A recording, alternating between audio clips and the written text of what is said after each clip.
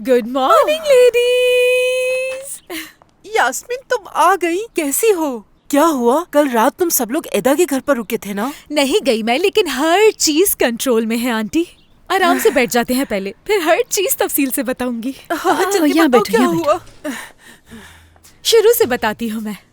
सलीन, बुराक, इबो, एदा, मर्व और बोरो सब एदा के घर पर जमा हुए थे और जब वहाँ बैठकर बोर हो गए तो बुराक ने कहा कि यहाँ बैठने से बेहतर है सब चलकर आइसक्रीम खाते हैं। बुराक की समझ नहीं आती, वो अपनी हद में क्यों नहीं रह सकता? जब देखो सलीन के आगे पीछे होता है और बात करने की कोशिश करता है। बस करें, ये कोई इतनी बड़ी बात नहीं है। हर चीज दमीर साहब के कंट्रोल में है। हाय बेचारा दमीर, जब अपने ही रूल्स को चेंज करना चाह रहा था तो उसे सबने अकेला छोड़ दिया। तुम ही बताओ वो कैसे फैसला करेगा? अब वो अकेला नहीं रहा। सलीन वहाँ बैठे बैठे अचानक उठी और कहा कि मैं घर जा रही हूँ।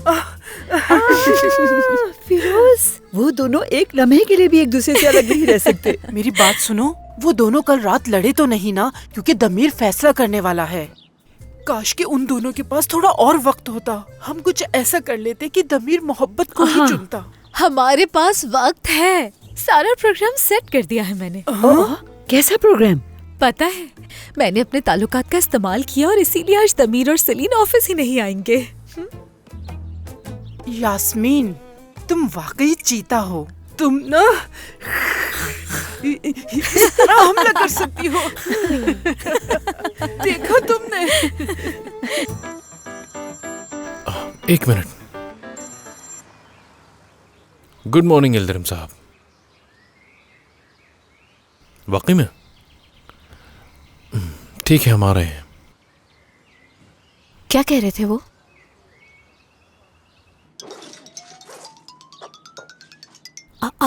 दमीर साहब। जी कहिए दमीर साहब। यास्मीन, ये बताओ कि आज हमारी यल्दरम साहब के साथ कोई मीटिंग होने वाली थी? जी वापस आने के बाद यल्दरम साहब एक मीटिंग रखना चाह रहे थे, तो इसलिए सुबह सुबह मैंने आपकी मीटिंग रख ली, क्योंकि बाद में तो आप बिजी हो जाते हैं। यास्मीन, अगली बार उनके साथ मीटिंग रखने से पहले मुझसे पूछ लिया करो कम से कम। जी ठीक है दमीर साहब।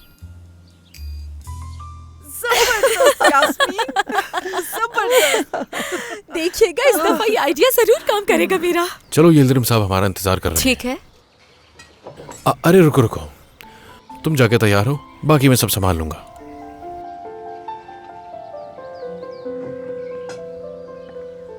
नाश्ते के लिए शुक्रिया तुम्हारा। तुम्हारे लिए ही था।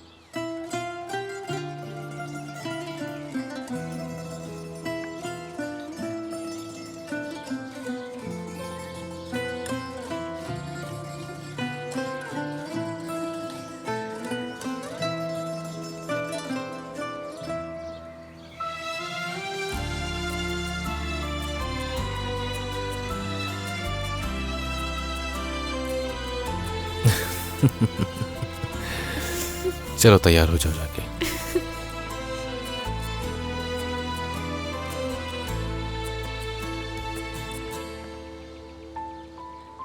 ठीक है यास्मीन, शुक्रिया। आज दमीर साहब और सलीन यल्दरम साहब के पास जाएंगे मीटिंग के लिए, इसलिए ऑफिस देर से आएंगे। उफ यार, काश कि ये सब जल्द ही खत्म हो जाए। मुझे इंतजार करना बिल्कुल अच्छा नहीं लग रहा। मुझे लगता है कि मेरा दिल बंद हो जाएगा। बोरो, मर्व, क्या हो रहा है तुम्हें? गहरी सांस लो। पानी लाऊं मैं क्या तुम्हारे लिए? भाई परेशान मत हो, तुम्हारे दिल पर असर पड़ेगा। कहीं ऐसा ना हो कि तुम्हारा दिल ही बंद हो जाए। वही तो कह रही हूँ। फारूक, थोड़ी देर खामोश बैठ सकते हो? जवानी में हार्ट अटैक ज्यादा खतरनाक होता है। नहीं फारूक भाई, ये बस थोड़ा सा घबरा गई है और कुछ नहीं हुआ इसे। बिल्कुल ठीक है। हाथ भी कांप रहे हैं। तुम मुझे डरा रही हो मर्व। हॉस्पिटल चलना है क्या? बताओ। नहीं नहीं, उसकी जरूरत नहीं है। थोड़ी देर में ठीक हो जाऊंगी मैं, क्योंकि हम लोगों को दमीर साहब के आगे मजबूत दिखना है। ठीक है मर्व, क्या तुम बहादुरी के चक्कर में अपनी तबीयत खराब कर लोगी?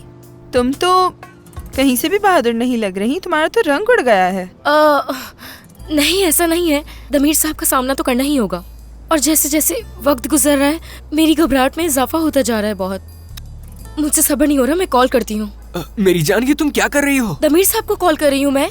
उनसे पूछती हूँ कि क्या फैसला किया हमारे बारे में। अरे तुम क्या पागल हो गई हो? जबरदस्ती खुद को नौकरी से निकलवाओगी? ऐदा घबराहट के मारे मेरी जान जाए जा रही है। फोन दो मुझे। कभी नहीं। तुम दमीर साहब पे जोर नहीं डाल सकती मर्फ। और क्या पता उन्होंने फैसला ही ना किया हो। बोरो, तुम अपना फोन दो मुझे। मर्फ मेरी जान, थोड़ा सब्र से काम लो प्लीज। बोरो मत देना फोन। मैं नहीं दे रहा। बोरो, क्या तुम मुझे अपना फोन नहीं दे सकते? दमीर के लिए सब कुछ आसान मत बनाओ मर्फ। अगर वो तुम्हें निकालता है तो ये बात उसके लिए मसला बना के जाना। यानी उससे पुराने हो तुम लोग।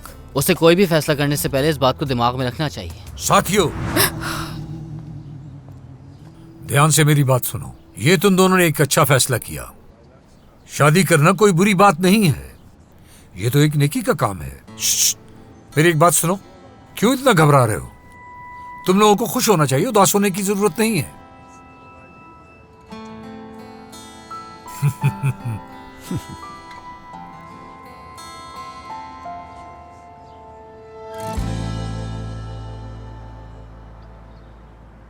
हेलो बुराक, इस वक्त कहाँ हो तुम? हमें फौरन मिलना होगा। पता भेज रही हूँ।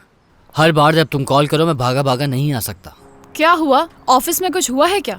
दमीर ने फैसला सुना दिया अपना? ऑफिस नहीं आया अभी तक दमीर। सलीन के साथ तुम्हारे बाबा के पास मीटिंग करने की। दमीर ये बात भूल गया है शायद कि तुम भी प्रोजेक्ट डायरेक्टर हो बुराक। खैर तुम आ जाओ, फिर बात करते हैं। मैं नहीं आने वाला। हार जाओगे तुम, या फिर हारने की आदत हो गई है तुम्हें। अगर नहीं आओगे तो मैं समझ जाऊंगी। बाय।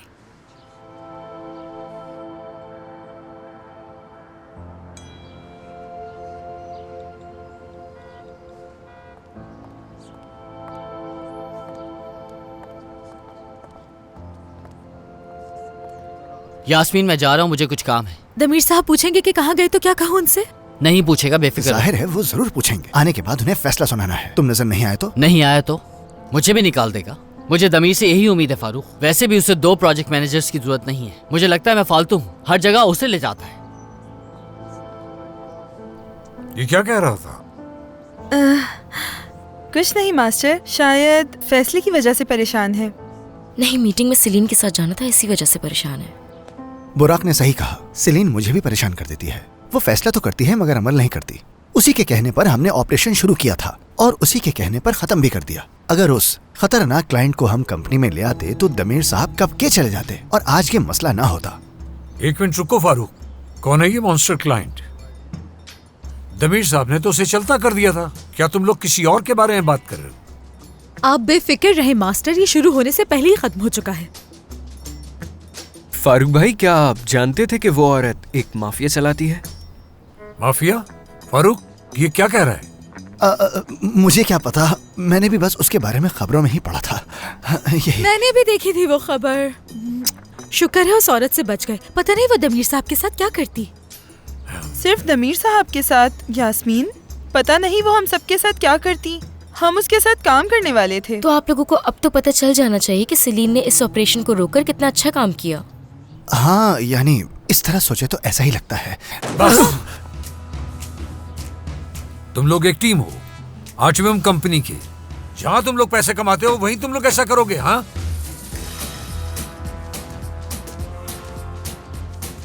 तुम सबको सबक सिखाना पड़ेगा। मैं सिखाऊंगा। जाओ, आप अपने काम से काम रखो। फारग बैठने से अच्छा है कि काम करो।